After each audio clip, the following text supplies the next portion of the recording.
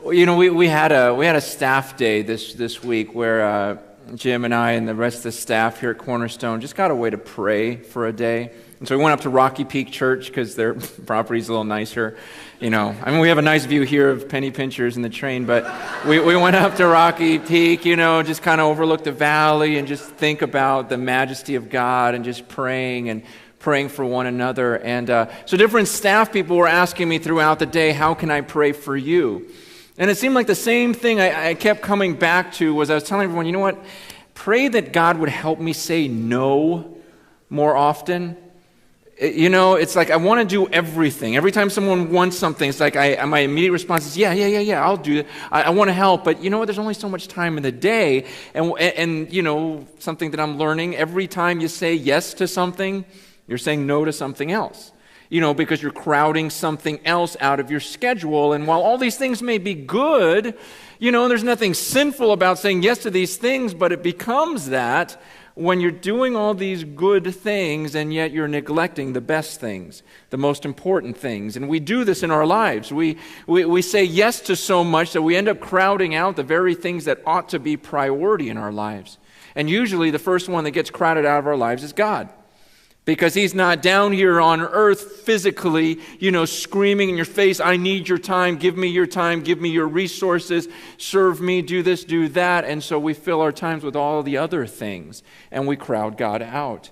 And, we have this problem saying no. And so I go, just pray. It doesn't sound real spiritual, but I need to learn how to say no to all these other things so I can say yes to the things that are most important.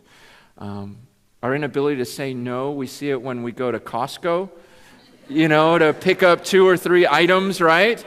And you end up with this whole cart of stuff. Why? Because everything's like, oh yeah, I probably need that. And we start saying yes to all this stuff. And, we do it with our time. Our lives are already too busy, right? And then yet someone says, hey, can you do this? And we just go, yeah, sure. Meanwhile, you're crowding out some pretty important things. This is why we get in debt. We just keep saying yes. We can't say no. And this idea of crowding God out, it's like when my wife and I go out to eat, a lot of times we'll just order one meal. Because I don't want to overeat and also because I'm cheap. And so we'll get the one meal, and what I do when the meal comes, the extra plate, is I'll cut off her portion and give it to her, I don't go, at least let me just eat until I'm happy, and then I'll give you whatever's left over. Because I know if I do that, I know myself. I can eat a lot, and I would consume everything there, and then I'd even want more. And the truth is that's what we do with God, though. We tend to just say, you know what, let me just take care of myself. Let me buy the things I want to buy. Let me do the things I want to do. And then if there's any leftover time, I'll give it to you. The problem is we're consumers and we say yes to everything. And so pretty soon there's nothing left at the end of the day to give God, except maybe a Visa bill, And pretty soon there's no time for God, and he gets crowded out. And you guys, this whole series on priorities is not about, hey, how can we fit God in here a little bit? It's not about that. It's not about fitting God into your life. When we talk about priorities, it's just that. It's saying, you know what? I want God to be priority over me. See, because everyone has time to serve God. Everyone does. Everyone has enough time to serve God. Everyone has enough money to give to God. Now, do we have enough time and money to where we can serve and give to God and also live the lifestyles that we want to live? Probably not. So at that point, you make a decision. Well, who's more important? And usually it's us, and then if there's anything left over, I'll give to him, and he's the one that sacrifices. I'm talking about the possibility, just the thought, and I know it's a crazy thought to some of you, that maybe you come to a point in your life where you actually are more concerned about pleasing God than yourself. And for some of you, that's just the craziest thought in the world, and yet, you guys, that's the very basics of Christianity. That's the very core, is for Jesus, is for someone to deny himself, take up his cross, and follow me. making me the one that's the one to be followed, my desires and my will for your life, rather than being the one that's usually crowded out. Now, the book we're going to study the next couple of weeks is a very interesting book. I love this book, and not many people have studied it from at least the last few services. It's the book of Haggai. How many of you have studied the book of Haggai? Okay, 2, 3, 4. Okay, it's a great book in the Bible. Okay, you'll have to turn to the table of contents, which Julie's doing right now, because it's just one page. You can't flip over and go, oh, there's Haggai. It's just like you'll miss it. So just open the table of contents, turn to the book of Haggai. Oh, you're going to love this book. You are, trust me. You're thinking, I never even heard of him. Oh, it's the best. Haggai chapter 1, verse 1. Just this verse itself. Listen to Haggai chapter 1, verse 1. It says this. Listen closely. In the 2nd year of King Darius, on the 1st day of the 6th month, the word of the Lord came through the prophet Haggai to Zerubbabel, son of Shealtiel, governor of Judah, and to Joshua, son of Jehozadak, the high priest. Isn't that powerful? You guys are going, oh, that's all I needed. I can leave now. No, okay, let me, now most of you are going, well, what's that all about? So let me give you as quick as I can, history lesson, okay? I want to take you back so that you understand the context of Haggai's time. And we're going to go back to when God created the world. Okay, so we're going back pretty far. Actually, we're going back before that, okay? Like, what do you mean before that? No, there was a before that. The Bible says, in the beginning, God. In the beginning, God. Or John says, in the beginning was the Word. I want you to think about something. There was a time when all there was God. Think about this. There were no angels. There was no earth. Nothing else but God. There was no angels going, oh, you're God, but he was still God. There were no people on the earth praising him as God, yet he was still God. That's his name, I am. When Moses says, hey, who are you? He goes, my name is I am. It was talking about his eternality. He just always is. Unlike us, you and I we came into existence at a certain point. God just says, I am. And I'm the same yesterday, today, and forever. That's just who I am. I am. And there was a time when there was just God. Think about that. All there was God. The earth was just a thought in his mind. There was no earth. Just the thought of creating an earth was in his mind. And think to yourself, what if God never thought to create an earth? See, you and I were just a thought in his head.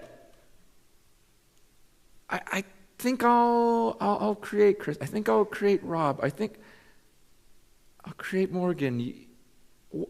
That was just a thought. That was my only existence. That's this whole earth. That was the only existence was in God's head, in his mind. What if God never thought to create you? What if the Creator never thought to even create this whole earth? It's just him. He's still God. I mean, seriously, dwell on that sometime. Sometimes we walk around like everything revolves around us, and then you just stop and you think, wait a second.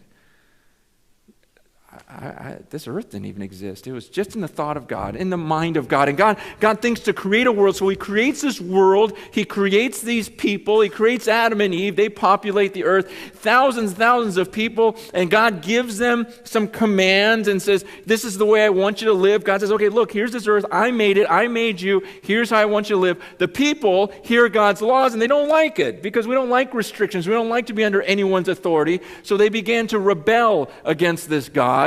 And they do all the things that he hates, so God floods the earth. Genesis 6 says, look at these people. I mean, look at the way they treat me and my laws. They're just trampling them. You know what? Forget it. And he floods the earth, kills everyone, except for Noah. Because there's this one guy who was trying to pursue God. He goes, you know what? I'm going to keep him alive, keep his family alive. They repopulate the earth, and God promises, I won't do that again. And he gives us that sign of the rainbow, saying, I'll never flood the earth again like that. So he repopulates through Noah. Noah, he says, all these kids have kids. Everyone starts, developing all these people, and all these people on the earth again seek to rebel against God. collectively. They go, let's just go against God. And God frustrates them, gives them a bunch of different languages. Genesis chapter 11, we got to hurry here. And they're going everywhere, their own languages, their own places, and all of them separately start rebelling against God again. We don't want to follow this God and his laws. So they start making up their own religions, and they start making up their own gods, saying, well, the way I picture God is he'd probably let me do whatever I want. And most of those religions back then, if you study them, a lot of them were built upon worshiping like phallic symbols and things because it was all to please whatever desire they had. They just wanted to make God their own creation, whatever would make them happy. And so you've got this going on all around the world, and all these people are saying, oh, no, God's like this, and they had this freedom in their mind to make God however they wanted him to be, whatever they thought he should be like. And so God says, okay, that's enough of that. Here's how I'm going to show myself to the world now. He chooses this one man named Abram at the time. He goes, Abram, I'm going to change your name to Abraham, which is like a plural of your name, meaning there's going to be so many of you. You're going to have all these descendants. Abraham's going, one problem, I'm 100 years old, and have no kids, and my wife's 90, and she's not looking so hot. And God says, no, this is what I'm going to do. This is how I'm going to show myself to the world. I'm going to have you have kids. And your children, your descendants are going to turn into this huge nation. This mighty nation. And I'm gonna bless this one nation so much. Just this one nation, not all the other ones, just this one nation, because I want the whole world to look at this one nation and go, wow, their God's the real one. Because you're going to go defeating armies way bigger than yours. And I'm going to bless and multiply. And none of this should have happened, but everyone's going to look at this nation and go, wow, their God must be the real God, and then I'll get the worship that I deserve. So Abraham has a kid, Isaac. Isaac has a kid, Jacob. Jacob has 12 kids, and God says, Jacob, I'm changing your name to Israel. And that's where we get Israel. Israel had 12 kids, and those are the 12 tribes of Israel, or his 12 sons. God says, you guys are my people. I'm going to start blessing you. Now, his people, they start getting attacked by the Egyptians. They become enslaved by the Egyptians. And so God says, you know what, look, there's my people. They're being enslaved by this other group, but I love them. And so let me show my power. I'm going to send a deliverer, a leader, whose name was Moses. And Moses goes, and he goes to Egypt and goes to Pharaoh and says, hey, God says, let his people go. Pharaoh says, no way. And so God starts showering all these curses upon the Egyptians. And eventually he says, I'm going to have the firstborn of every household die in Egypt. And so they all ended up dying, the firstborn of all of the Egyptian homes. And Pharaoh finally goes, okay, get out of here, just go. Your God is too powerful for me. I don't want to deal with this God anymore. We're all going to die if I keep rebelling against this God, so go, you're free, okay?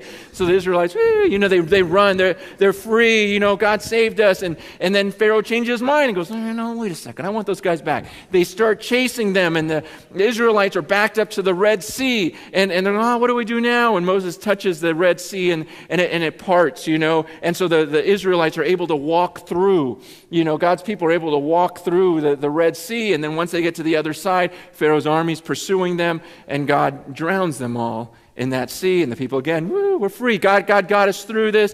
He really is God. He really is God. And God tells him, he goes, listen, not only that, but now I'm going to take you to this land.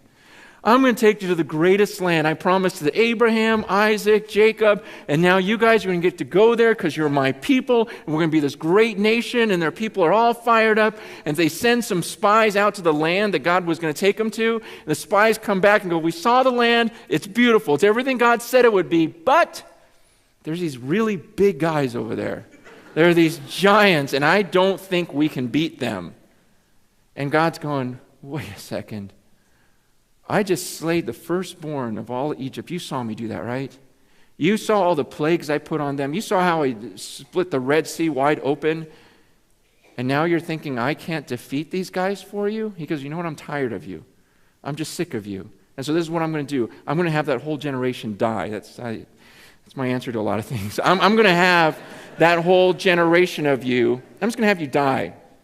That's what I'm going to do. I'm going to have you wander around the desert for 40 years. I mean, the kids are okay because they aren't in this decision. It's you guys. You guys are the leaders. You knew better, so I'm going to have you die out and your children. So after those 40 years, that next generation, they're going to go to the promised land.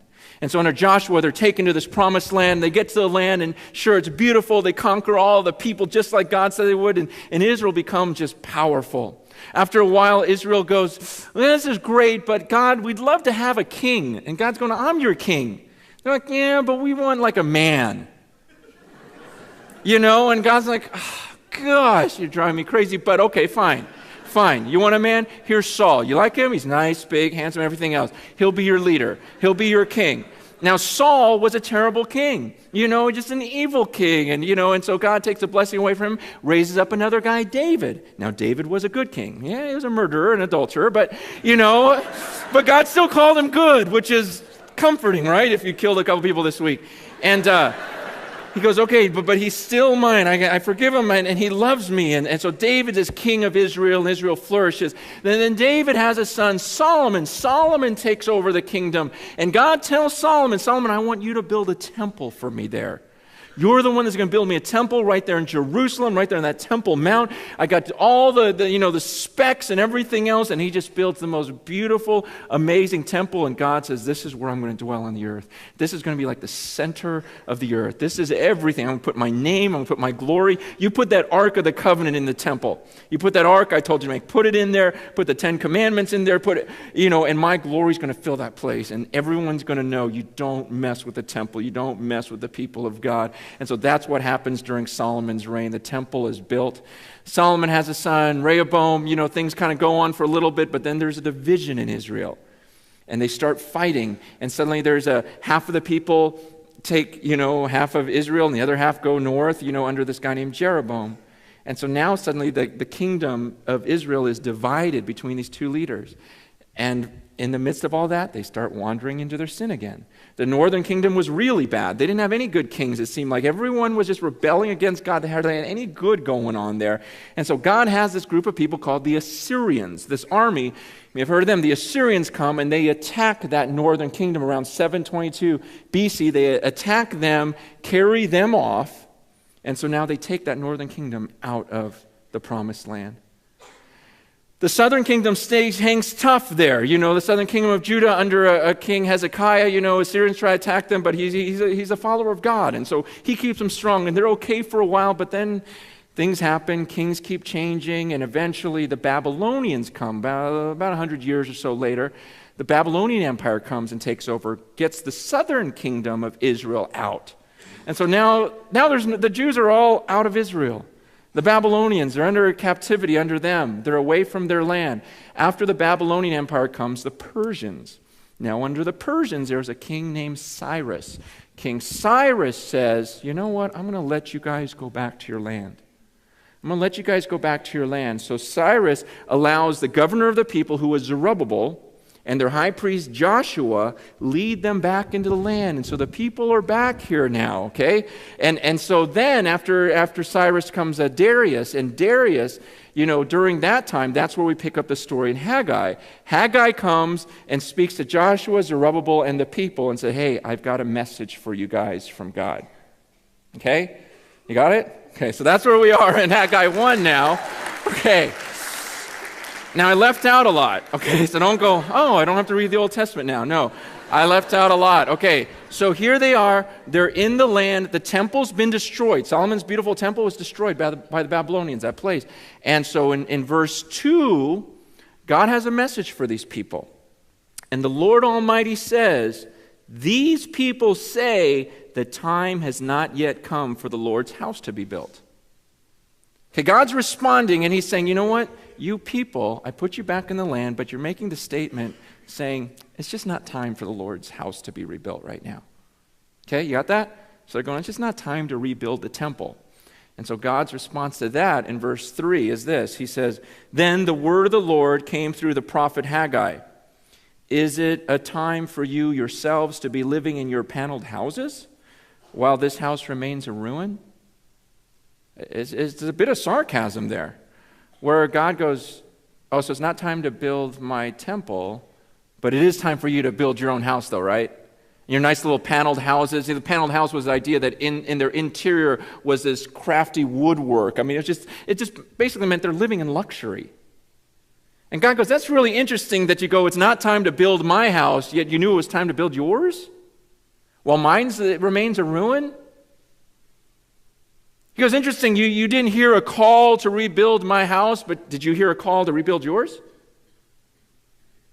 It's a double standard that we do to this day. I hear it all the time. Christians will come to me and say, well, I don't know if I should serve God right now. I haven't gotten a clear calling. God hasn't told me, exactly where to serve Him and what to do. And so I really feel like the right thing to do is to wait upon the Lord, really from my heart, and wait upon the Lord to tell me where to serve. Otherwise I'm running ahead of Him. I hear that stuff all the time. And my response to that is, did you watch TV this week? Did you hear from the Lord to watch TV? Did God say, you know what, you need to watch some